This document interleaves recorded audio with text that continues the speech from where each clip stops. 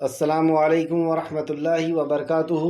الحمدللہ رب العالمین، الصلاۃ والسلام علی سید المرسلین وعلی آلہ واصحابہ اجمعین، اما بعد۔ رب اشرح لی صدری ویسر لی امری واحلل عقدۃ من لسانی یفقہوا قولی۔ رب زدنی علما رب زدنی علما رب زدنی علما، آمین یا رب العالمین۔ ہر قسم کی تعریف اور شکر اللہ وحدہ لا شریک کے لیے لائق اور زیبا ہے، جو ساری کائنات کا ایک و تنہا خالق، مالک، مربی اور منتظم ہے۔ درود و سلام ہو انبیاء اکرام پر، خصوصاً نبی مکرم رحمت للعالمین امام الانبیاء محمد صلی اللہ علیہ وسلم پر اور آپ کے اصحاب پر۔ معزز سامعین اکرام، سورہ نبا ہم لوگ پڑھ رہے تھے۔ سورہ نبا کی آیت نمبر 31 سے 31 سے آج کلاس رہے گی۔ میں سب سے درخواست کرتا ہوں کہ جو لوگ نئے ہیں، جنہیں نہیں پتہ ہے، وہ یہ جان لیں کہ ہم کلاس میں قرآن کو لے کر کے بیٹھیں۔ قرآن کا ترجمہ ہمارے سامنے ہونا چاہیے، پین اور کاپی ہونا چاہیے، تاکہ ہم اس میں خاص جو پوائنٹس ہیں اس کو نوٹ کر سکیں اور قرآن کو صحیح طریقے سے ہم لوگ سمجھ سکیں۔ اللہ رب العزت سے دعا ہے کہ اللہ رب العزت ہمیں صحیح معنوں میں قرآن مقدس کو سمجھنے، اس پہ غور و فکر کرنے، اس پر ایمان لانے اور اخلاص کے ساتھ عمل کر کے لوگوں تک پہنچانے کی توفیق عطا فرمائے۔ صحیح معنوں میں قرآن کو سمجھنا یعنی قرآن کو خود قرآن کی روح سے سمجھنا، قرآن کو قرآن سے سمجھنا، قرآن کو صحیح احادیث سے سمجھنا، اور قرآن کو ویسے سمجھنا جیسے رسول اللہ صلی اللہ علیہ وسلم نے سمجھایا اور صحابہ اکرام نے اسے سمجھا، ایمان لایا اور عمل کیا۔ اللہ رب العزت اسی منہج پر ہمیں قرآن مقدس کو سمجھنے، اس پہ غور و فکر کرنے اور اخلاص کے ساتھ عمل کر کے لوگوں تک پہنچانے کی توفیق عطا فرمائے۔ آیت نمبر 31، اعوذ باللہ من الشیطان الرجیم، بسم اللہ الرحمن الرحیم۔ بے شک متقی لوگوں کے لیے کامیابی ہے۔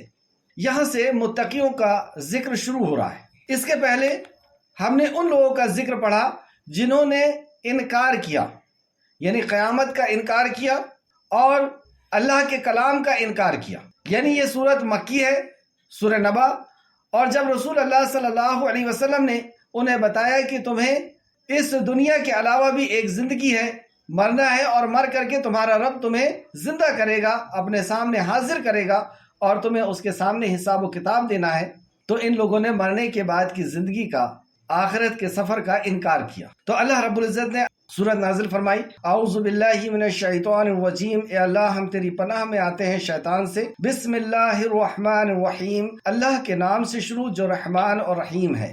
اما یتساءلون، وہ باہم کس چیز کے بارے میں سوال کرتے ہیں، یعنی رسول اللہ صلی اللہ علیہ وسلم سے سوال ہوا، آپ کے ساتھ اعتراض ہوا، آپ کا انکار کیا گیا کہ مرنے کے بعد کوئی زندگی نہیں ہے، تو اللہ رب العزت نے اس کے جواب میں نازل فرمایا، اما یتساءلون، وہ باہم کس چیز کے بارے میں سوال کرتے ہیں، اس عظیم خبر کے بارے میں جس میں وہ اختلاف کر رہے ہیں۔ کلا، ہرگز نہیں، سیعلمون، وہ جلد جان لیں گے، ہرگز نہیں، وہ جلد ہی جان لیں گے۔ ثم کلا سیعلمون، پھر وہ ہرگز نہیں، وہ جلد جان لیں گے۔ آخرت کا آنا یقینی ہے، آ کر کے رہے گی۔ جس طرح کل صبح سورج نکلے گا، جس طرح کل صبح ہماری آنکھ کھلے گی، نیند سے بیدار ہوں گے، اسی طریقے سے ہمیں موت سے بیدار ہونا ہے، اور اسی طریقے سے ہمیں حشر کے میدان میں حاضر ہونا ہے۔ جس طرح ہم اٹھ کر کے اس دنیا کے میدان میں دنیا کی ضرورتوں میں الجھتے ہیں، اسی طریقے سے ہم کو حشر کے میدان میں بھی حاضر ہونا ہے۔ تو اللہ رب العزت نے بار بار تاکیداً کہا، کلا سیعلمون، ہرگز نہیں، جلد وہ جان لیں گے۔ ثم کلا سیعلمون، ہرگز نہیں، وہ جلد جان لیں گے۔ اور اس آخرت کا یقین دلانے کے لیے اللہ رب العزت نے اپنی چند نعمتوں کا ذکر کیا، اپنی چند تخلیق کا ذکر کیا، اپنی چند مخلوق کا اللہ رب العزت نے ذکر کیا کہ یہ بھاری بھرکم مخلوق کا بنانا مشکل ہے یا تمہیں دوبارہ پیدا کرنا مشکل ہے۔ دوسرا کہ یہ نعمتوں کا اللہ نے ذکر کیا، اور آج کی کلاس میں ہم پڑھنے والے ہیں کہ جنت میں بھی اللہ رب العزت نعمتیں عطا فرمانے والا ہے۔ تو جو رب نے آج ہمیں نعمت عطا کیا ہے، کیا وہ کل ہمیں نعمت عطا کرنے پر قادر نہیں ہے؟ آج کا دن اگر ہم دیکھیں تو آج کے دن جس رب نے ہمیں نعمتیں دیا ہے، کیا وہ نعمتیں ہم کل حاصل نہیں کرنے والے؟ کل وہی سورج نکلے گا، وہی ہوا ہوگی، وہی زمین ہوگی، وہی پانی ہوگا، وہی کھانا پینا اور وہی سب کچھ ہوگا۔ اسی طریقے سے مرنے کے بعد بھی اللہ رب العزت ان ساری چیزوں کو ہمارے لیے مہیا کرائے گا، تو دوبارہ پیدا کرنے کا یقین انسان کو ہو جائے۔ اللہ رب العزت نے یہاں پہ فرمایا، کیا ہم نے زمین کو بچھونا نہیں بنایا؟ تو ایک بڑی نعمت اللہ رب العزت نے ذکر کیا اور پھر کہا کہ کیا ہم نے پہاڑوں کو نہیں بنایا؟ وَخَلَقْنَاكُمْ أَزْوَاجًا، اور کیا ہم نے تمہیں ازواج کے ساتھ پیدا نہیں کیا؟ یعنی مرد کو بیوی اور بیوی کو مرد کے ساتھ پیدا نہیں کیا، میل اور فیمیل پیدا نہیں کیا؟ وَجَعَلْنَا نَوْمَكُمْ سُبَاتًا، اور ہم نے تمہاری نیند کو آرام کا ذریعہ نہیں بنایا؟ یہ نیند کس نے دی ہے تمہیں؟ اور یہ نیند میں ایسا کیا ہوتا ہے کہ ہم تازہ دم ہو جاتے ہیں؟ نیند میں ہماری روح کہاں جاتی ہے، کس کے قبضے میں جاتی ہے کہ ہم بالکل فریش ہو جاتے ہیں چند ہی گھنٹوں کے اندر؟ یہ اتنی بڑی نعمت کہ ہمیں سمجھ میں نہیں آتی۔ اور ہم نے رات کو لباس بنایا، اور رات کو اللہ رب العزت نے لباس بنا دیا اور جس سے ہم آرام کرتے ہیں، اور ہم نے دن کو روزی کمانے کا وقت بنایا۔ تو اس طرح اور بھی نعمتوں کا، آسمان کا اللہ رب العزت نے ذکر کیا کہ اتنا بلند آسمان، اور ہم نے تمہارے اوپر 7 مضبوط آسمان بنائے۔ یہ آسمان آپ دیکھ رہے ہیں کہ کتنا وسیع آسمان، کتنا لمبائی اس کی اور چوڑائی کا آج تک ہمارا سائنس پتہ نہیں لگا سکا۔ اس کو اللہ رب العزت نے بغیر کیل پر، بغیر بیم اور کالم کے اللہ رب العزت نے کھڑا کر دیا۔ تو اس مضبوط آسمان کا بنانا مشکل ہے، یہ تمہارا بنانا مشکل ہے۔ اور ہم نے ایک روشن چراغ بنایا، اللہ اکبر، ہزاروں سالوں سے جل رہا ہے لیکن اس کے اندر کوئی کمی نہیں آ رہی، ہر چیز جلنے پہ ختم ہوتی ہے، لیکن ہماری سر پہ اللہ رب العزت کی اتنی بڑی قدرت، اتنا بڑا معجزہ وہ ہمیں نظر نہیں آتا۔ تو جس رب نے اس سورج کو بنایا ہے، کیا تمہیں دوبارہ وہ پیدا نہیں کر سکتا؟ اور ہم نے بھرے بادلوں سے تمہارے لیے پانی نازل کیا، اور یہ پانی اللہ رب العزت کی بہت بڑی نعمت، بغیر اس کے زندگی کا تصور نہیں کیا جا سکتا۔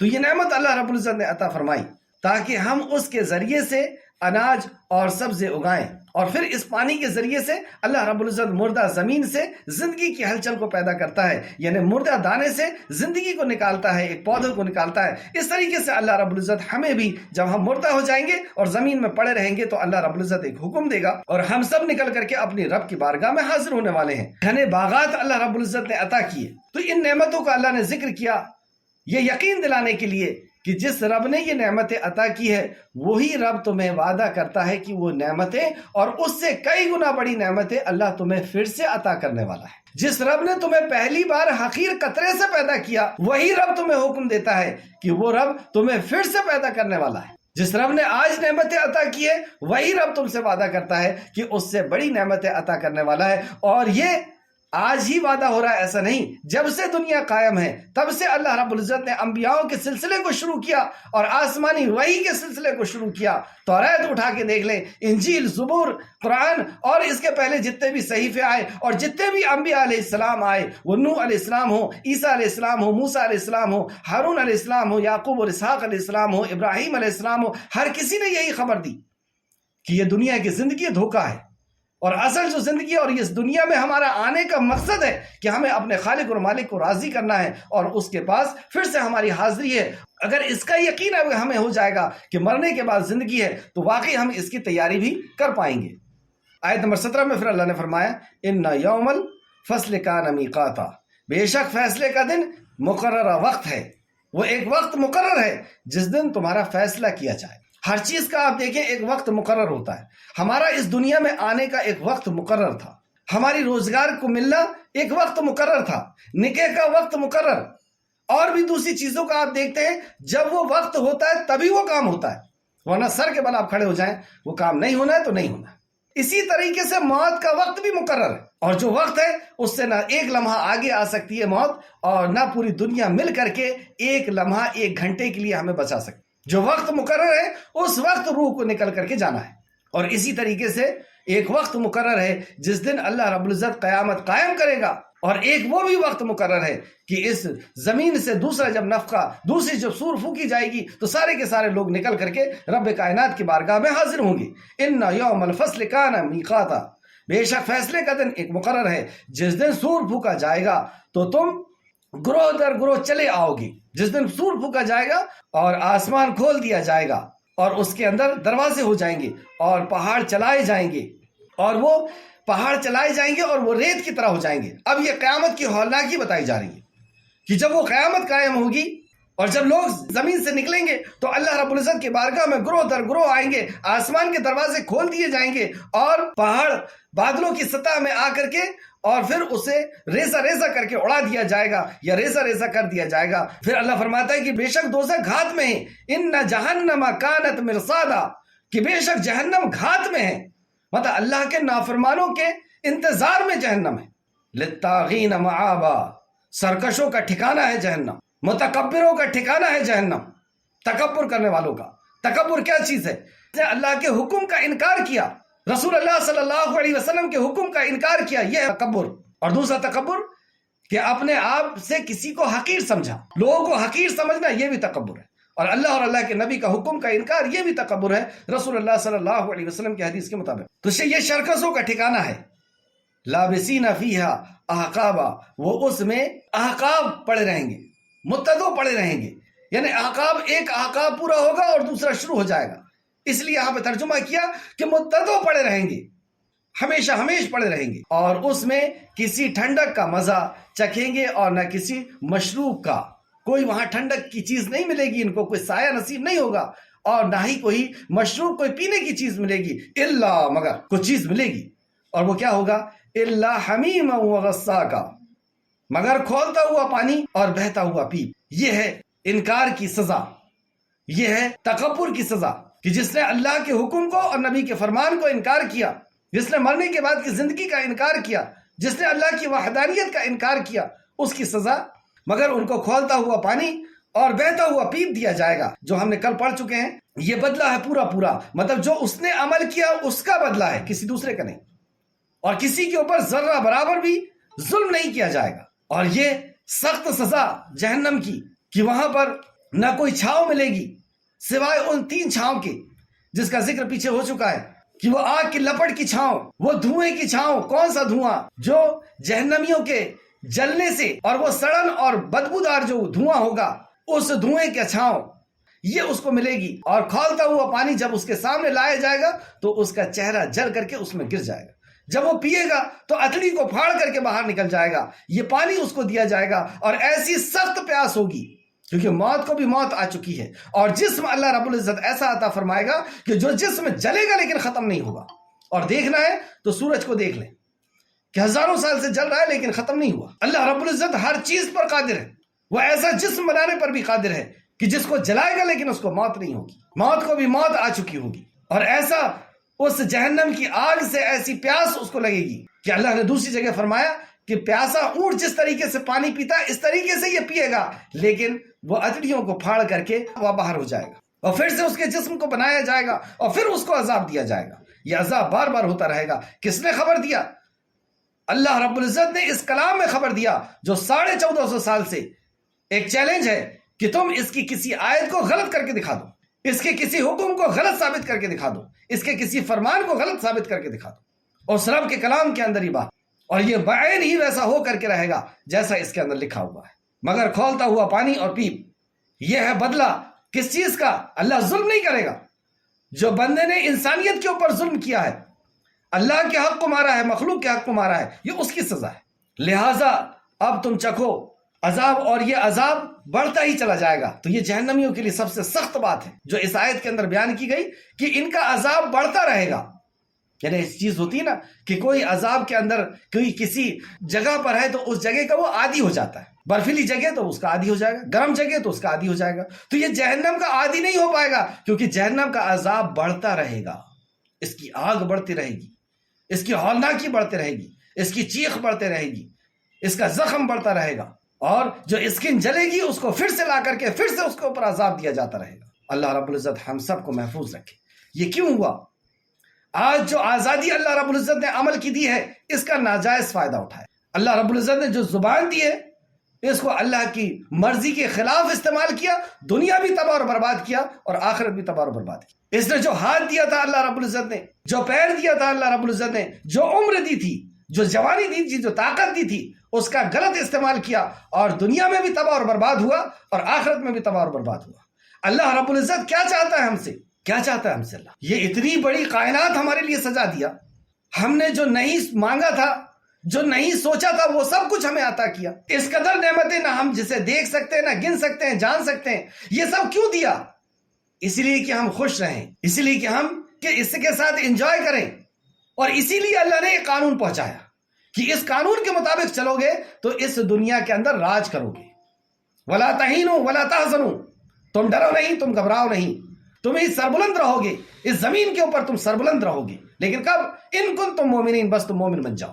یہ دنیا اللہ رب العزت نے ہمارے لیے بنائی، ہر مخلوق ہماری خدمت کے لیے بنائی، اور ہم نے اس کے قانون کو توڑ کر کے، اس کے حکم کو توڑ کر کے، اس دنیا میں جینے کے نیم کو توڑ کر کے ہم نے اپنے آپ کو تباہ اور برباد کیا۔ دنیا تو برباد ہو گئی، اب قبر کا انتظار کرو، اور پھر اس کے بعد حشر کا، اور وہی نام اعمال لے کر کے پہنچیں گے جو ہم آج کر رہے ہیں، اور اللہ رب العزت کی بارگاہ میں حاضر ہونا ہوگا۔ وہ پوچھے گا فَمَن يَعْمَلْ مِثْقَالَ ذَرَّةٍ شَرًّا يَرَهُ، جس نے ذرہ برابر بھی نیکی کی ہوگی وہ اپنی نیکی کو دیکھے گا، اور جس نے ذرہ برابر بھی بدی کی ہوگی وہ اپنی بدی کو دیکھے گا۔ کسی کا رائی کے دانے کے برابر بھی عمل جو ہے وہ چھپ نہیں سکتا اللہ رب العزت کی بارگاہ سے۔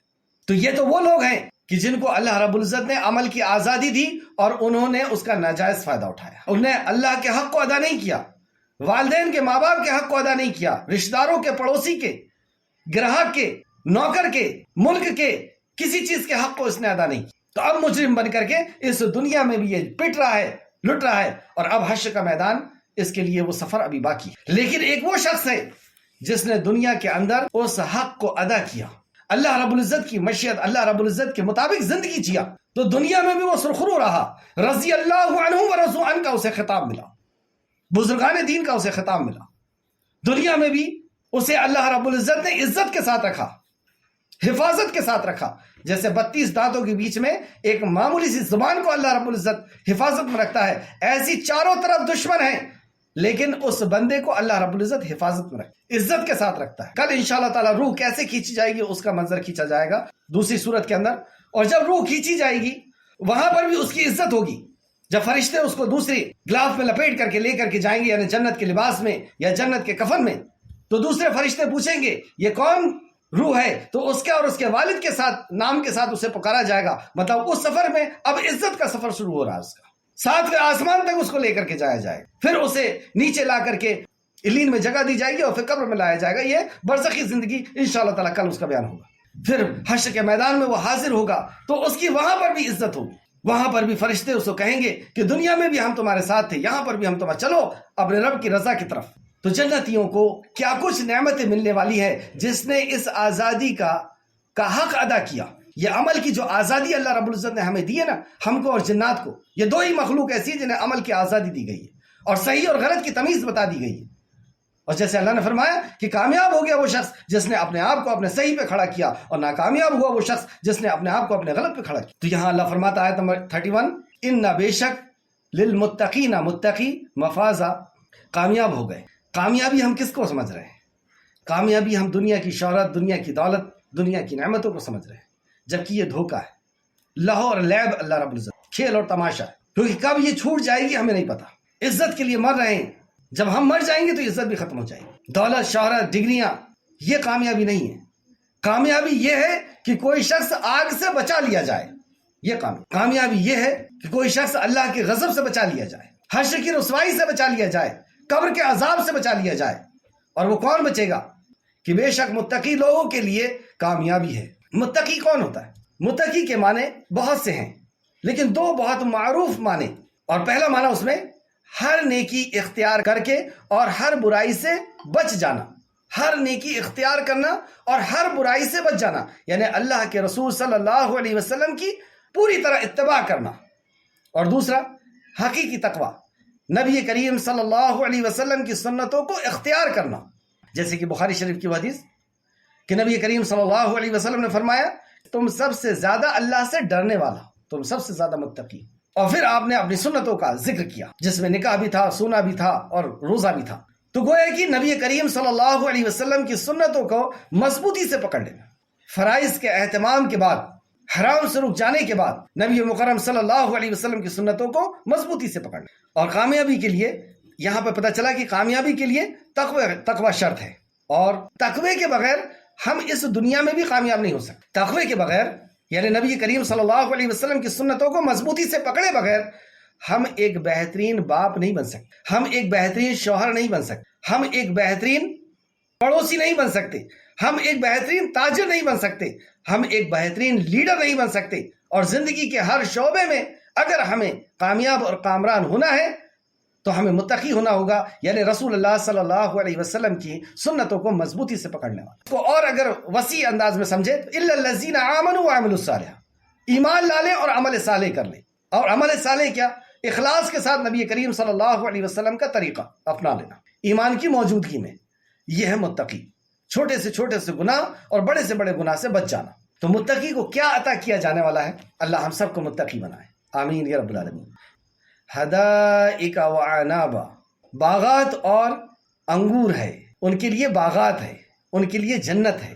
یہاں پہ جنت کا تذکرہ کیا جا رہا ہے اور جنت کے کئی نعمتیں اللہ رب العزت نے ذکر کی ہے. یہاں پہ میں 2 نعمتوں کی تھوڑی سی تفسیر کرنا چاہوں گا، اور جو نعمتیں ہیں ان نعمتوں کو پوائنٹ کی شکل میں لکھ لیں.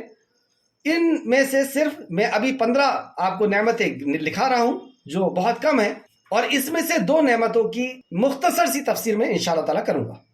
سب سے پہلی نعمت، جنت کی نعمتیں دنیا و معاشیہ سے بہت بہتر ہے. مطلب یہاں پہ صرف ہمیں ایک تصور آ جائے اس لیے بتایا گیا ہے انگور. لیکن کیا یہاں کی طرح انگور ہوں گے؟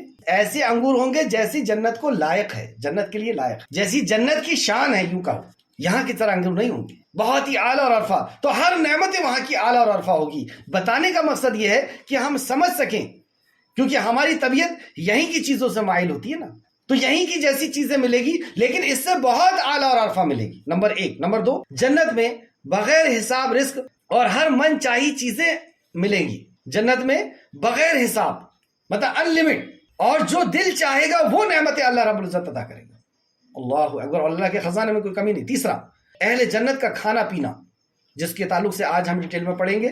چوتھا، اہل جنت کا برتن، کہ اہل جنت کو جس چیز میں پروسا جائے گا وہ برتن کیسے ہوں گے. پانچواں، اہل جنت کا خادم، اہل جنت کے خادم کیسے ہوں گے. اللہ اکبر. چھٹواں، اہل جنت کا لباس اور زیورات کیسے ہوں گے، لباس اور زیورات کیسے ہوں گے. ساتواں، اہل جنت کے بستروں اور مسندیں کیسی ہوں گی، ان کے بستر کیسے ہوں گے اور مسندیں کیسی ہوں گی. آٹھواں، اہل جنت کی خواہشات، اہل جنت کیا خواہش کریں گے. اللہ اکبر، اس کو ہم پڑھیں گے. نوواں، اہل جنت کا اکٹھے باہم گفتگو کرنا، مطلب اہل جنتی جب آ کر کے آپس میں بیٹھیں گے، ان کی گیدرنگ ہوگی تو وہ آپس میں کس انداز میں بیٹھیں گے اور کس طریقے سے وہاں پر ان کی ضیافت کی جائے گی، یا ایک دوسرے سے وہ کیا بات کریں گے. 10واں، اہل جنت کی بیویاں یا اہل جنت کے شوہر، بیویوں کے لیے، عورتوں کے لیے شوہر، اس کو بھی ہم آج پڑھیں گے انشاءاللہ تعالی. 11واں، جنت میں کوئی لغو چیز نہ ہوگی، کوئی فضول چیز جو دل کو تکلیف پہنچائے ایسی کوئی بات نہیں ہوگی. اہل جنت کا کھانا ان کو بھی باہم اکٹھا کر دیا جائے، اہل جنت کے خاندان ان کو بھی باہم اکٹھا کر دیا جائے گا. اللہ اکبر. جیسے ہمارے والد کی جنت اونچی جنت ہے، اوپر ہے، تو ہمیں بھی وہاں سے اٹھا کر کے اوپر پہنچا دیا جائے گا، یعنی خاندان والوں کو آپس میں ملا دیا جائے گا. جو اوپر ہیں اونچی جنت میں ہیں، نیچے والوں کو اوپر پہنچا دیا جائے گا. اس میں بھی ڈیٹیل ہم 12 پوائنٹ میں پڑھیں گے. 13واں، اللہ تعالیٰ کا دیدار ایک عظیم نعمت ہوگی. 13واں، اللہ کا دیدار ایک عظیم نعمت ہوگی. اور 14، اللہ تعالیٰ کی رضامندی جنت میں سب سے بڑی نعمت ہوگی. اللہ کی رضامندی سب سے بڑی نعمت ہوگی کہ آج میں تم سے راضی ہو گیا، آپ کبھی ناراض نہیں ہوں گا، اور اب تمہیں کبھی جنت سے نہیں نکالا جائے گا، وغیرہ وغیرہ اس میں ہوگا. 15واں، اہل جنت کا آخری کلام اللہ کی حمد پر مشتمل ہوگا. 16واں، جنت کا محل کیسا ہوگا. اور 17واں، جنت کی وسعت، یعنی اس کی لمبائی اور چوڑائی اور اس کی قیمت، اس کے تعلق سے ہم پڑھیں گے. اور بھی بے شمار نعمتیں ہیں، لیکن چند چیزیں میں نے یہاں پر آپ کو نوٹ کرایا. تو یہاں پر ہم نے جو دیکھا باغات اور انگور، تو یہاں پہ گویا کہ کھانے پینے کی چیزوں کا ذکر کیا گیا. تو تیسرا نمبر پوائنٹ کی مختصر سی تفسیر ہم دیکھتے ہیں کہ کھانے پینے کی کیا چیزیں وہاں پر ملنے والی ہے. سورہ واقعہ آیت نمبر 20 اور 21 میں اللہ فرماتا ہے، سورہ واقعہ آیت نمبر 20 اور 21، ایسے پھل ہوں گے جو وہ پسند کریں گے، مطلب ہم جو نعمت پسند کریں گے، جو پھل پسند کریں گے ویسے پھل ہوں گے. اور پرندوں کا گوشت جو وہ چاہیں گے، جیسے پرندوں کا گوشت چاہیں گے، جو پرندے کا گوشت چاہیں گے، جیسا چاہیں گے اللہ رب العزت ویسا عطا فرمائے گا. سورہ واقعہ آیت نمبر 20 اور 21. اسی طریقے سے جنتیوں کا کھانا، اور یہ چیز ہم ذہن میں رکھیں کہ یہ کیوں مل رہا ہے؟ تقوی کی بنیاد، الا الذین آمنوا وعملوا الصالحات، آخرت کے یقین کی بنیاد. اور انہیں کیا ملا تھا؟ جہنمیوں کو. ابھی جہنمیوں کو کیا ملا تھا اس کی بات نہیں کریں گے، ابھی ہم دیکھتے ہیں کہ جنتیوں کو کیا کیا اللہ رب العزت عطا کرنے والا ہے. دوسرا، سورہ حاقہ آیت نمبر 24۔ آیت نمبر 24 کے اندر اللہ رب العزت نے اس نعمت کا ذکر کیا کہ مزے سے وہ کھائیں گے اور پیئیں گے اس اعمال کے بدلے جو تم نے گزرے زمانے میں کیے تھے، مطلب جو ہم نے دنیا میں عمل کیے تھے اس کی بنیاد پہ اللہ رب العزت خوش ہو کر کے، اور اللہ اپنے فضل سے جنت کے اندر داخل کرے گا۔ ہمارے اعمال ایسے نہیں ہیں کہ جو جنت میں داخل کریں، یہ اللہ رب العزت کا اسپیشل فضل ہوگا، اور وہ فضل کس کے اوپر ہوگا؟ جو الا الذین آمنوا وعملوا الصالحات کرے گا، جو اللہ رب العزت نے قرآن کے اندر 100 مقام پر بیان فرمایا ہے۔ سورہ صافات آیت نمبر 45 سے 47 تک اللہ فرماتا ہے، اس کو آپ لوگ دیکھ لیں۔ اور ایک حدیث جو امام مسلم نے روایت کی ہے کھانے پینے کے تعلق سے، ایک یہودی عالم نے نبی کریم صلی اللہ علیہ وسلم سے پوچھا۔ یہودی عالم نبی کریم صلی اللہ علیہ وسلم سے سوال و جواب کے لیے اکثر آیا کرتے تھے، اور نصرانی عالم بھی آئے۔ ان کے آنے کا اور سوال کرنے کا مقصد جو ہوتا تھا وہ یہ ہوتا تھا کہ یہ لوگ تورات اور انجیل کے جاننے والے ہوا کرتے تھے، اور تورات اور انجیل میں وہ علم جو صرف ان کے پاس تھا وہ چیک کرتے تھے کہ اگر یہ واقعی اللہ کے نبی ہیں تو یہ ہمارے سوالوں کا جواب دے دیں۔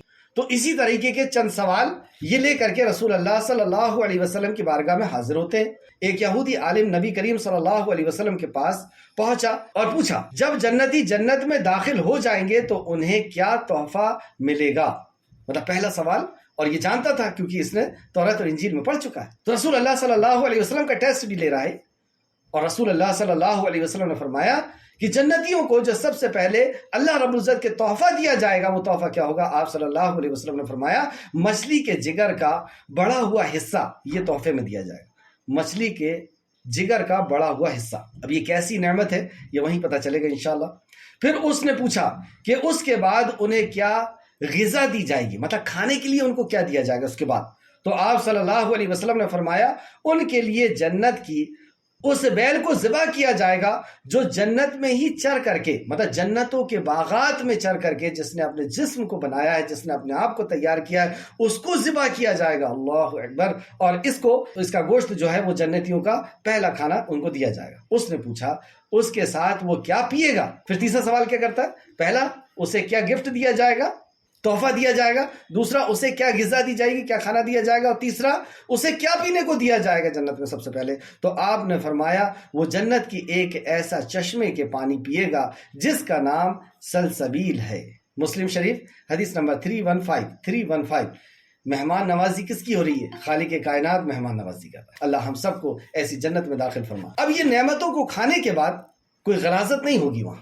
ایک حدیث جو امام بخاری نے روایت کی ہے جس کا مفہوم یہ ہے کہ وہاں پر غلاظت نہیں ہوگی، لیٹ بات نہیں ہوگا، اور کھانا ہضم کیسے ہوگا؟ ایک ڈکار نکلے گی، نہ لیٹرن ہوگی نہ پیشاب ہوگی نہ ہی ناک نکلے گی، اور صرف ایک ڈکار نکلے گی، اور وہ ڈکار بھی کستوری کی خوشبو کی طرح ہو جس سے سارا کھانا ہضم ہو جائے گا۔ ایسی عظیم جنت اور ایسا عظیم کھانا، اور کھانے کا ہضم کرنے کا بھی انداز اللہ رب العزت نے اتنا پیارا رکھا ہے۔ مسلم شریف حدیث نمبر 2835 مسلم شریف آیت نمبر 3 کی طرف، آج کی کلاس کی تیسری آیت۔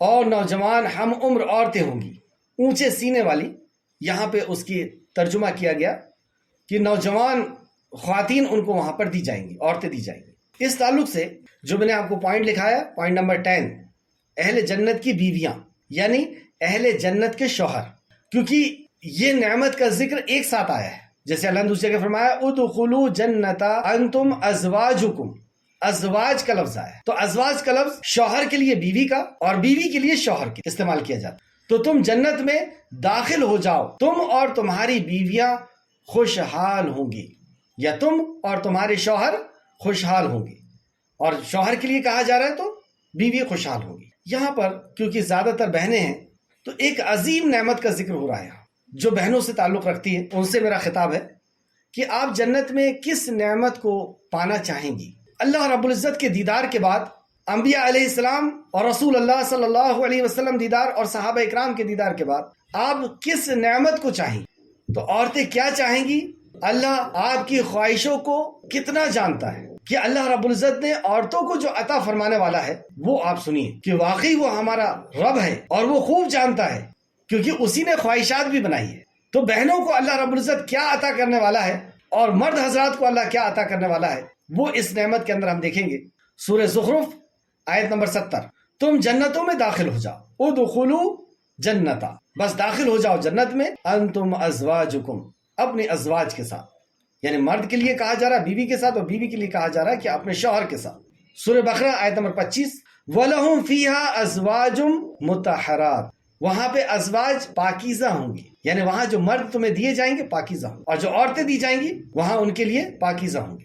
سورہ دخان آیت نمبر 54، اور ہم نے ان کی نکاح بڑی بڑی آنکھوں والی، موٹی موٹی آنکھوں والی حوروں سے کر دیں گے، مطلب ان کا وہاں پر نکاح ہوگا۔ اور جیسے یہاں فرمایا سورہ نبا آیت نمبر 31 اور 32 میں، بے شک متقی لوگوں کے لیے کامیابی ہے، باغات اور انگور اور نوجوان ہم عمر عورتیں، اور مردوں کے لیے عورتیں اور عورتوں کے لیے مرد۔ ہم عمر کا ہے نا، تو دونوں کی ایک جیسی عمر ہوگی، یعنی ایج کا ٹینشن ختم، اور ایج کا ہی بہنوں کو بہت زیادہ ٹینشن رہتا ہے، تو یہ معاملہ ہی ختم۔ جیسے ایک اور دوسری جگہ اللہ فرماتا ہے سورہ واقعہ آیت نمبر 35 اور 37، بلا شبہ ہم ان کو ایک نئی سرے سے پیدا کریں گے۔ آپ دیکھیں، یہ نہ سمجھیں کہ یہ کسی اور مخلوق کا ذکر ہو رہا ہے، بہنوں یہ آپ کا ہی ذکر ہو رہا ہے۔ آپ کو اللہ رب العزت یہ عطا فرمانے والا ہے، ایسا جسم عطا فرمانے والا ہے، ایسا خوبصورتی عطا فرمانے والا ہے، ایسا حسن و جمال عطا فرمانے والا ہے، ایسی نعمتیں آپ کو عطا فرمانے والا ہے اللہ رب العزت۔ اور کرنا کیا ہے؟ صرف تقوی اختیار کرنا کیا ہے؟ الا الذین آمنوا وعملوا الصالحات پر کھرے اتر جانا۔ اور دوسرا یہاں فرمایا بلا شبہ ہم ان کی بیویوں کو ایک نئے طرح سے پیدا کرنے والے ہیں، یعنی نئے انداز سے اللہ رب العزت انہیں وجود بخشنے والا ہے، پیدا کرنے والا ہے۔ وہ خالق جس نے آج پیدا کیا اور اس قدر نعمتیں اور دے کر کے پیدا کیا ہے، وہی پھر سے پیدا کرے گا، پھر ہم انہیں کنواریاں ہی رکھ لیں گے۔ اللہ اکبر، ہمیشہ ہم عمر رہیں گی اور کنواریاں رہیں گی، سبحان اللہ۔ سورہ واقعہ آیت نمبر 35 سے 37، اور دوسری جگہ فرمایا اللہ رب العزت نے سورہ واقعہ ہی میں آیت نمبر 22 اور 23، اور اہل جنت کے لیے بڑی بڑی آنکھوں والی حوریں ہوں گی جیسے غلاف میں لپٹے ہوئے موتی ہوں۔ اللہ اکبر، انہیں خوبصورتی کا انداز دیکھیں آپ، اللہ رب العزت کس طرح بیان فرما رہا ہے کہ ایسی ہوں گی جیسے غلاف میں لپٹے ہوئے موتی ہوں۔ اور سورہ رحمان میں تو اور ہی زبردست انداز میں بیان فرمایا، رحمان آیت نمبر 72 سے 74 تک، اور 56 سے 56 سے 58 تک، حوریں جو ہمیں محفوظ ہوں گی، ان سے پہلے انہیں کسی انسان اور کسی جن نے ہاتھ بھی نہیں لگایا ہوگا، کسی انسان اور کسی جن نے ہاتھ بھی نہیں لگایا ہوگا، اور جیسے کہ وہ ہیرے اور موتی ہوں۔ ہیرے اور موتی کیسے حفاظت سے رکھے جاتے ہیں اور کیسے بیش قیمتی ہوتے ہیں، ایسی وہ ہوں گی۔ اب ایک حدیث پہ میں بات کو ختم کروں گا جو امام بخاری اور مسلم نے روایت کیا ہے۔ یہاں پر ہم ایک چیز کو اور سمجھ لیں کہ یہاں پہ جو عورتیں دی جائیں گی یہ یہی عورتیں ہوں گی جو دنیا کی ہیں، اور ان کی صفت دوسری جگہ بھی اللہ نے فرمایا کہ یہ جھکی ہوئی نظروں والی ہوں گی، یعنی باحیا ہوں گی، تو دنیا میں بھی باحیا اور وہ وہاں پر بھی باحیا، متقی ہوں گی، اور بھی دوسری صفتیں اللہ رب العزت نے بیان فرمائی ہے، تو یہ یہیں کی خواتین ہوں گی۔ اور کچھ حوریں بھی اللہ رب العزت عطا فرمائے گا جو وہیں پر اللہ رب العزت جن کو وجود بخشے گا، اور ان سے ان کا نکاح ہوگا، لیکن یہ عورتیں بھی ہوں گی جو دنیا کی ہیں۔ اس کو میں نے وضاحت کیا۔ اب ایک حدیث دیکھتے ہیں جو امام بخاری اور مسلم دونوں نے روایت کیا ہے۔ ایک حدیث میں ہے ہر جنتی کو اللہ تعالیٰ 2 ایسی بیویاں عطا فرمائے گا جن کی ہڈیوں کی چربی گوشت میں سے نظر آ رہی ہوگی۔ اللہ اکبر، خوبصورتی اور حسن جمال کا عالم۔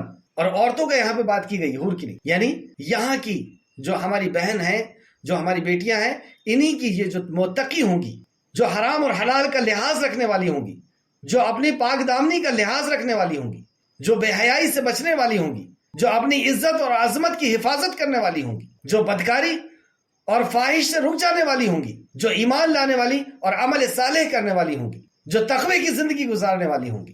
ان عورتوں کی خوبصورتی اللہ رب العزت بتا رہا ہے کہ ہم ان کو ایسا بنا دینے والے ہیں کہ ان کی پنڈلیوں سے اور ان کے گوشت سے ان کی ہڈی اور چربی نظر آئے گی، مطلب یہ ساری چیز اللہ رب العزت ٹرانسپیرنٹ کر دے گا۔ اللہ، یہ خوبصورتی لوگوں سے سنتے ہوں گے کہ بلا کی خوبصورت ہے، کوئی خوبصورت نہیں، یہ ہے خوبصورتی، اس کو کہتے ہیں خوبصورتی، جو اللہ رب العزت جنت کی عورتوں کو دینے والا ہے۔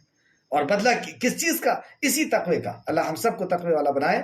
اور جنت میں کوئی شخص بھی بیوی کے بغیر نہ ہوگا، مطلب کوئی بھی وہاں پہ اکیلا بیچارہ نہیں ہوگا، بیوی کے بغیر نہیں ہوگا۔ بخاری شریف حدیث نمبر 2834 اور مسلم شریف حدیث نمبر 3245 مطلب جنت کی نعمت کو کس انداز سے رسول اللہ نے بیان کیا کہ وہاں کوئی بغیر بیوی کے نہیں ہوگا۔ تو یہ بھی ایک بڑی نعمت ہے جو اللہ تعالیٰ فرمائے گا۔ بخاری شریف ایک اور حدیث دیکھتے ہیں، فرمان نبی صلی اللہ علیہ وسلم ہے، اگر اہل جنت کی عورتوں میں سے ایک عورت دنیا کے طرف جھانک لے تو آسمان و زمین کے درمیان کا یہ سارا حصہ اس کی خوشبو سے بھر کر پاکیزہ ہو جائے۔ اللہ، وہ حسن و جمال اور وہ خوبصورتی اور وہ خوشبو اور وہ رونق اللہ رب العزت عطا پر فرمانے والا ہے بہنوں آپ کو، اس تقوی کی اجر میں، اس ایمان اور عمل صالح کے اجر میں، کہ اگر آپ آسمان سے دنیا کی طرف جھانک کر کے دیکھ لیں گی تو اس کی رونق، اس کا تاب اور اس خوشبو سے یہ پوری دنیا جگمگا جائے گی، خوشبو سے معطر ہو جائے گی۔ پھر آگے رسول اللہ صلی اللہ علیہ وسلم نے فرمایا، بخاری شریف کی حدیث، اس کے سر کا دوپٹہ دنیا اور دنیا کی تمام نعمتوں سے زیادہ قیمتی ہے۔ دوپٹے کی یہ قیمت وہ اتنا قیمتی ہے کہ یہاں کے پورے دنیا کے ہیرے جواہرات اور سونا اور چاندی اور جتنی بھی اشیاء ہیں، ان سب کو بیچ کر کے بھی اس کے دوپٹے کو خرید نہیں سکتے۔ ایسا دوپٹہ اللہ رب العزت عطا فرمانے والا ہے، تو پھر لباس کی تو بات ہی چھوڑ کہ لباس کی قیمت کیا ہوگی جب دوپٹے کی یہ قیمت ہے۔ اور بدلہ کس چیز کا ہے؟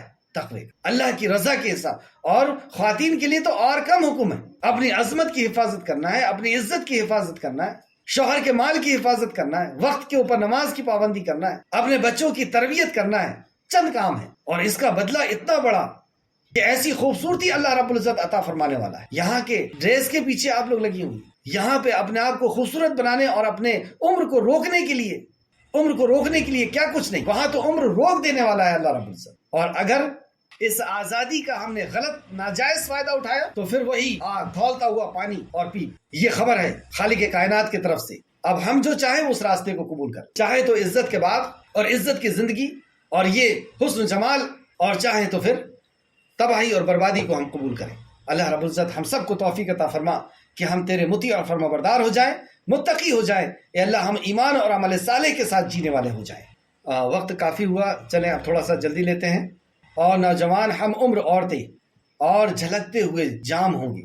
اب دیکھیں الفاظ بھی کیا زبردست، کہ جھلکتے ہوئے جام ان کو پیش کیے جائیں گے۔ جام کب جھلکتا ہے؟ جب اس میں کسی چیز کو اور ملایا جاتا ہے، جیسے دودھ ہے اور اس میں فروٹ کو ملا دیں، اس طریقے سے جو جام ہوگا اس میں کچھ چیز کو ملایا جائے گا اور وہ جھلکتا ہوا پیش کیا جائے گا۔ ایک طرف باغ کا اللہ رب العزت نے ذکر کیا اور وہاں کے فروٹس کا، نعمتوں کا، اور وہاں کے شوہر کا۔ انشاءاللہ تعالیٰ آگے میں بتاؤں گا کہ شوہر آپ کو کیسے عطا کیے جائیں، کیا کوالٹی ہوگی ان شوہروں کی، کیا ان کا حسن جمال ہوگا، کیا ان کی گفتار ہوگی، کیا انداز ہوگا، کیسے لوگ آپ کو دیے جانے والے ہیں وہاں۔ تو بہرحال، اور پھر اس کے ساتھ جھلکتا ہوا جام پیش کیا جائے گا، یعنی وہاں کی جو فروٹس ہیں اس کا جوس دیا جائے گا۔ یہ شراب دنیا کی شراب کی طرح نہیں ہوگی کہ جس میں ہوش اڑ جائے، بدبو آئے اور ہوش چلا جائے، ایسی شراب نہیں ہوگی۔ اور وہ جنت میں نہ تو بیہودہ باتیں سنیں گے اور نہ جھوٹ۔ یہ بیہودہ بات اور جھوٹ سے مومن کو بڑی تکلیف ہوتی، تو یہ تکلیف وہاں پہ نہیں ہوگی۔ وہاں تمہیں جھوٹ نہیں سننے کو ملے گا، وہاں بیہودہ باتیں نہیں سننے کو ملے گی، وہاں گالی گلوچ اور اس طریقے کی کوئی بھی نازیبا حرکتیں، نازیبا باتیں نہیں ہوگی، لغو بات نہیں ہوگی، بے تکی باتیں نہیں ہوگی، اور قذاب جھوٹی بات نہیں ہوگی۔ تو پتہ یہ چلا کہ مومن جو جنت میں جانے والے ہیں، جو جنت میں جانے والی عورتیں اور مرد ہیں، ان کو یہ لغو بات برداشت نہیں ہے اور یہ جھوٹ برداشت نہیں ہے۔ اس لیے اللہ نے پہلے ہی بتا دیا کہ وہاں لغو بات اور جھوٹ نہیں ہوگی۔ یہاں دنیا میں تم بہت پریشان ہوتے ہو نا جھوٹ سے، لغو بات سے، وہاں نہیں ہوگی۔ اور ہم یہ سمجھے کہ یہ لغو بات کرنے والے اور جھوٹ بولنے والے وہاں جائیں گے، محال ہے۔ جزاء من ربک عطاء حسابا، انہیں آپ کے رب کی طرف سے نیک اعمال کا بدلہ ملے گا جو ان کے لیے کافی انعام ہوگا۔ مطلب جو نیک اعمال انہوں نے کیے، نیک اعمال کہا گیا ہے، عمل نہیں کہا۔ اور نیک عمل کیا ہوتا ہے؟ ایمان کی موجودگی میں اخلاص کے ساتھ اور نبی کریم صلی اللہ علیہ وسلم کے حکم کے مطابق، آپ کی سنت کے مطابق، آپ کے قول فعل اور تقریر کے مطابق کیا ہوا عمل، جس میں رسول اللہ صلی اللہ علیہ وسلم کے طریقے کی مہر ہوگی، اس عمل کو اللہ رب العزت قبول کرے۔ اور جس عمل کے اندر اخلاص ہوگا، صرف اللہ کی رضا، ریاکاری نہیں، دکھاوا نہیں، تو اس کے بدلے میں اللہ رب العزت اس بندے کے اوپر رحم کرے گا۔ آیت نمبر 37، رب السماوات والارض وما بینہما ہما الرحمن، بہت پیاری آیت ہے۔ تھوڑا سا وقت زیادہ ہو جائے گا لیکن اس کو ہم ضرور تفسیر کریں گے۔ رب السماوات، رب وہ رب ہے۔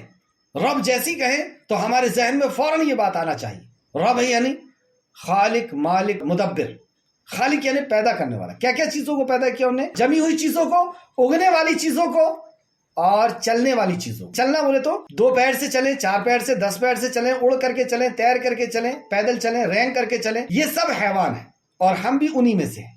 ہم بھی حیوان ہیں. اللہ رب العزت نے ہمیں حیوانوں میں سے بنایا ہے. یہ اللہ رب العزت کا ہم پر احسان ہے کہ اس نے ہمیں عزت بخش اور اشرف المخلوق کہا.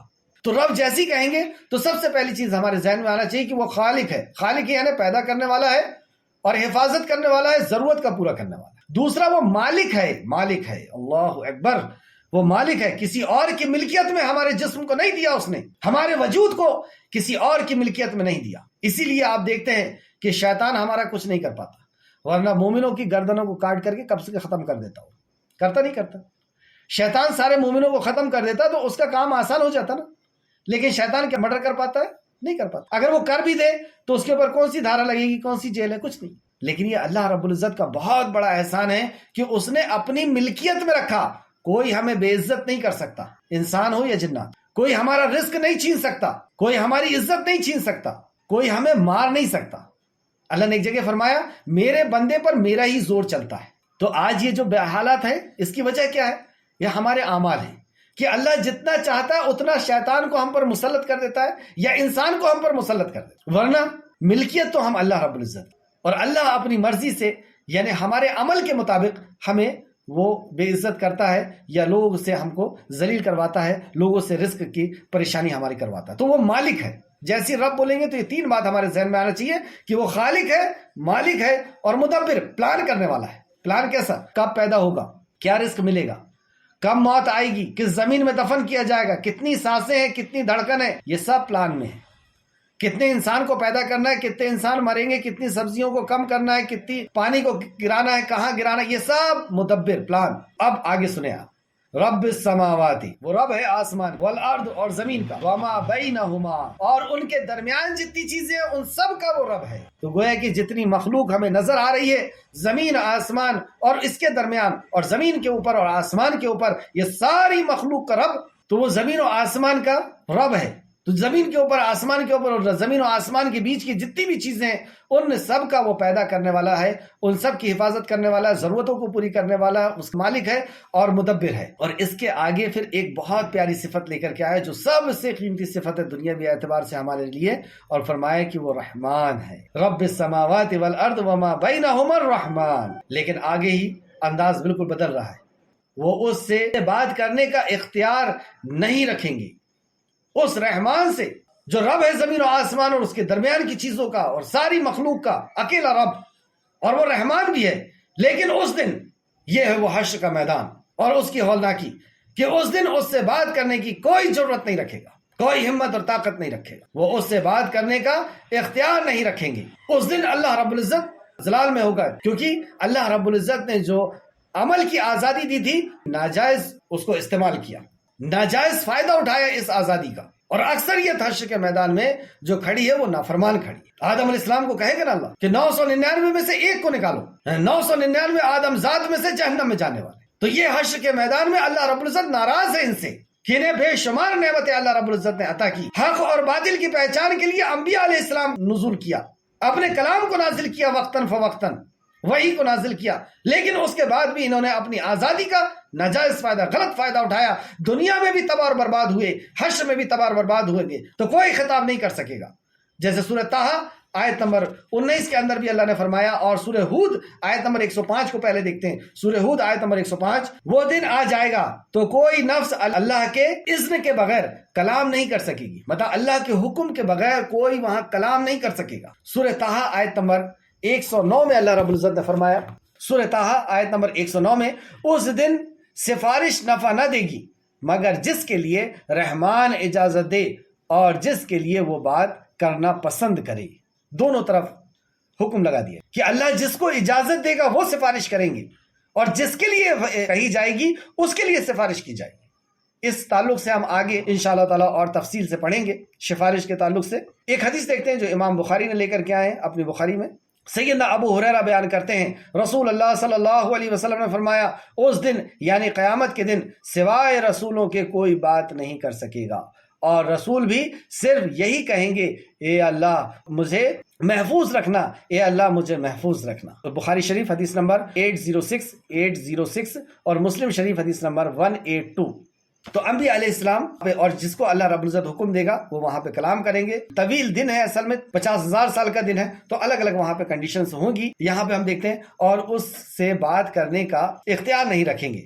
یوم یقوم الروح والملائکۃ صفا، یوم یقوم الروح، اس دن روح والملائکہ، اور ملائکہ صفا، صف باندھے ہوئے کھڑے ہوں۔ کیا منظر ہوگا! ساری مخلوق، سارے انسان اور سارا جنات اللہ رب العزت کی بارگاہ میں حاضر ہے۔ اور انداز کھڑے ہونے کا کیا ہے؟ یوم، اس دن، یوم یقوم الروح، روح وہاں پر صف باندھ کر کے ہوگی، اور ملائکہ وہاں پہ صف باندھے ہوئے ہوں گے۔ یہاں روح سے مراد کئی اقوال ہیں، یعنی کچھ مفسرین کی رائے یہ ہے کہ اس سے مراد انسان ہوں گے، کچھ کی ہے کہ ان سے مراد ایک کوئی الگ مخلوق ہوگی۔ کسی کا کہنا ہے کہ اس سے مراد جبرائیل علیہ السلام ہے، کسی کا کہنا ہے کہ اس سے مراد قرآن ہے، اور کسی کا کہنا ہے کہ اس سے مراد ایک اور فرشتے ہیں جو سب سے بڑے ہوں گے، اور جو سامنے کھڑے ہوں گے صف میں، اور یعنی ایک ہی صف میں ایک ہی روح ہوگی، ایک ہی فرشتہ ہوگا، اور اس کے پیچھے جو دوسری صف ہوگی وہ سارے فرشتوں کی صف ہوگی۔ اور کسی نے کہا کہ یہاں روح سے مراد جبرائیل علیہ السلام ہے، جو سامنے جبرائیل علیہ السلام ہوں گے اور پیچھے سارے فرشتے ہوں گے۔ اور کسی نے کہا کہ یہ نیک لوگوں کی روح ہوں گی یا انسان ہوں گے اور پیچھے سارے فرشتے ہوں گے۔ واللہ عالم۔ لا يتکلمون الا من اذن له الرحمن وكان صواب، اور سب فرشتے اس کے حضور سب بستہ ہوں گے، اس سے صرف وہی کلام کرے گا جسے رحمان اجازت دے گا، اور وہ درست بات کہے گا۔ دیکھیے لفظوں کے اندر کتنا وزن ہے۔ اس سے صرف وہی کلام کرے گا جسے رحمان اجازت دے گا، یعنی اپنی مرضی سے کوئی کسی کی شفاعت نہیں کرنا، اللہ جس کو اجازت دے گا وہ کہیں گے، اور وہ درست بات کہیں، یعنی اللہ کی مرضی کے مطابق وہ شفاعت کریں گے کہ ان کے لیے سفارش کرو۔ اچھا، یہ شفاعت کیا ہے؟ آگے تو ہم انشاءاللہ ڈیٹیل میں پڑھیں گے شفاعت کیا ہے۔ یہ اللہ رب العزت نعوذ باللہ استغفر اللہ، اللہ کے فیصلے کو بدلنے کا نام نہیں ہے شفاعت۔ اللہ کا تو جو فیصلہ ہو چکا وہ ہو چکا۔ یہ دو چیز ہے، ایک تو اللہ رب العزت کے رحمان، اس کے رحم کو، اس کے کرم کو، اس کی عطا کو ایک نظارہ ہے یہ شفاعت، کہ جو رحمان زمین پر رحمان تھا وہی عرش پر بھی رحمان ہے، وہاں پر بھی اس کا رحم کا جلوہ ہے، وہاں پر بھی اس کے کرم کا۔ اور دوسرا انبیاء علیہ السلام کے مقام و مرتبے کو بتانا، انبیاء علیہ السلام کا اعجاز اور اکرام ظاہر کرنا۔ یہ انبیاء علیہ السلام کا اعجاز اور اکرام ہے کہ ان کو شفاعت کا شرف دیا جا رہا ہے، اور گنہگار کو معاف کر کے اور اسے جنت میں داخل کیا جائے۔ انشاءاللہ تعالیٰ یہ جب موضوع آئے گا تو وہاں پہ اس کی اور اچھی طرح وضاحت ہوگی۔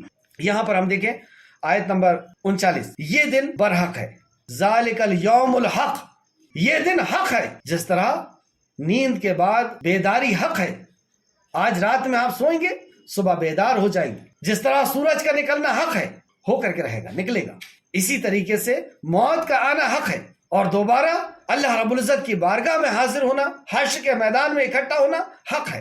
اس لیے فرمایا ذالک یوم الحق، وہ دن حق ہے۔ فمن شاء اتخذ الی ربہ مآبا، چنانچہ جو چاہے اپنے رب کے پاس ٹھکانہ بنا لے، جو چاہے۔ آج فری ول ہے، آج عمل کی آزادی ہے، جو چاہے اپنے رب کے پاس ٹھکانہ بنا لے۔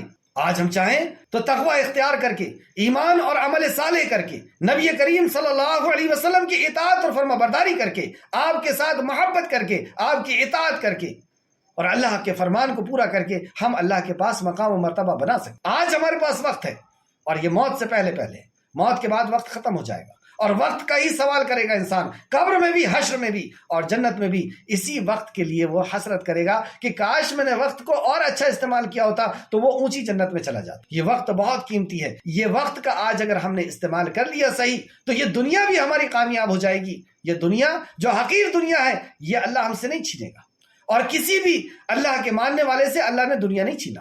آپ تاریخ کو اٹھا کر کے دیکھ لیں کہ موسیٰ علیہ السلام کے ساتھیوں کو اللہ رب العزت نے کیا مصر نہیں دیا؟ نبی کریم صلی اللہ علیہ وسلم کے ساتھیوں کو کیا اللہ نے دنیا نہیں دیا؟ کیسر و کسرا ان کے تختوں میں، ان کے قدموں کے اندر آ گیا تھا۔ اس وقت کا سپر پاور ہر دور میں آپ اٹھا کر کے دیکھ لیں کہ انبیاء علیہ السلام کے ماننے والوں کو کیا اللہ رب العزت نے دنیا سے محروم کر دیا؟ یہ غلط عقیدہ لوگوں نے بنا کر کے رکھا ہے کہ دین کے اندر آ جاؤ گے تو دنیا تباہ ہو جائے گی۔ یہ بالکل غلط عقیدہ ہے۔ اللہ رب العزت دنیا میں وعدہ فرمایا ہے کہ میں تمہیں پاکیزہ رزق دوں گا، پیچھے ہم پڑھ کے آ چکے ہیں، پاکیزہ رزق۔ اور بھی سورہ نوح کو آپ اٹھا کر کے دیکھ لیں، یہاں وقت نہیں ہے نہیں تو میں اس کو بھی بتاتا۔ چنانچہ جو چاہے اپنے رب کے پاس ٹھکانہ بنا لے، تو وہ جو چاہے اس عظیم نعمت کے لیے اس دنیا کے اندر اللہ رخی زندگی جی لے، ایمان اور عمل صالح کے ساتھ جی لے، تقوی کے ساتھ جی لے۔ بے شک ہم نے تمہیں جلد آنے والے عذاب سے ڈرا دیا۔ کتنا صاف ستھری کلیئر بات کہ بہت جلد آنے والے عذاب سے تمہیں ڈرا دیا گیا۔ یہ میرے لیے، آپ کے لیے، ایک ایک انسان کے لیے بات ہو کہ بہت جلد جو موت ہماری آنے والی ہے، تو بے شک ہم نے تمہیں جلد آنے والے عذاب سے ڈرا دیا ہے، خبردار کر دیا۔ اب تم چاہو تو ایمان لے آؤ، چاہو تو انکار کر دو۔ اس دن انسان وہ سب کچھ دیکھے گا جو اس کے دونوں ہاتھوں نے آگے بھیجا ہوگا۔ وہ حشر کا میدان ایسا ہوگا کہ جو کچھ اس کے دونوں ہاتھوں نے بھیجا ہوگا وہ اپنے سامنے دیکھے کہ انسانیت کے ساتھ کیا کیا تھا اس نے، اپنے رشتہ داروں کے ساتھ کیا کیا تھا، حقوق اللہ اور حقوق العباد کیا تھا اس کا، جو کچھ ہاتھوں سے اس نے بھیجا تھا حشر کے میدان میں سب کچھ وہ دیکھے گا۔ اور کافر کہیں گے کاش میں مٹی ہو جاتا۔ آج جو کفر کرنے والے ہیں، جو اللہ کی بغاوت اور نافرمانی کرنے والے ہیں، وہ میں لگے ہوئے کہ میرا یہ منصب، میری یہ دولت، میری یہ شہرت، میری یہ عزت۔ اور یہی ابلیس نے بھی کہا تھا کہ میں تو آگ سے ہوں اور یہ تو خاک سے ہے، مٹی سے۔ تو اس دن ابلیس بھی کہے گا کہ کاش میں مٹی ہو جاؤں۔ اور اس دن کیا کہا تھا اس نے جب اللہ نے سجدہ کرنے کا کہا تھا کہ میں تو آگ سے بنا ہوں، یہ تو مٹی سے بنا ہے، تکبر۔ اس دن وہ اپنی حقارت کو پسند کرے گا اور کہے گا کہ کاش میں مٹی ہوتا، کن تو ترابا، تراب کہتے ہیں مٹی کو، کہ کاش میں مٹی ہوتا۔ تو انسان بھی کہے گا کہ کاش میں مٹی ہوتا، کہ میرے سے کوئی حساب و کتاب نہیں ہوتا، مجھے رب کے سامنے حاضر نہیں کیا جاتا، میرے لیے جہنم نہیں ہوتی، کاش میں کچھ نہیں ہوتا۔ آخر میں اللہ رب العزت سے دعا ہے کہ اللہ رب العزت جو کچھ بھی ہم نے پڑھا سمجھا اسے ہمیں مزید غور و فکر کرنے کی تو توفیق اور رفیق عطا فرما۔ ہمیں جب تک زندہ رکھ اے خالق کے مالک، اپنے کلام سے جوڑ کر کے رکھ، اپنے نبی کے فرمان سے، نبی کی سنتوں سے، نبی کی محبت سے ہمیں چمٹا کر کے رکھ۔ اے اللہ ہمیں تقوی کے ساتھ زندگی گزارنے، ایمان اور عمل صالح کے ساتھ زندگی گزارنے کی توفیق عطا فرما۔ اے اللہ جہنم کی آگ سے، جہنم کی رسوائی سے، جہنم کی عذاب سے، جہنم کے کھانے سے ہم سب کو محفوظ کر لے، ہم سب کو بچا لے۔ اے اللہ اس دنیا میں ہمیں تیرے قریب آنے کی، تیرے پاس ٹھکانہ بنانے کی اے اللہ ہمیں توفیق دے دے۔ اے اللہ تیرے سامنے، تیری بارگاہ میں ہمیں عزت والا بننے کی ہمیں تو توفیق عطا فرما دے۔ اے اللہ جب تک زندہ رکھ، ایمان اور عمل صالح کے ساتھ زندہ رکھ، ہمارا خاتمہ بالخیر فرما اور نیکوکاروں کے ساتھ ہمارا شمار فرما دے۔ آمین یا رب العالمین۔ السلام علیکم ورحمۃ اللہ وبرکاتہ۔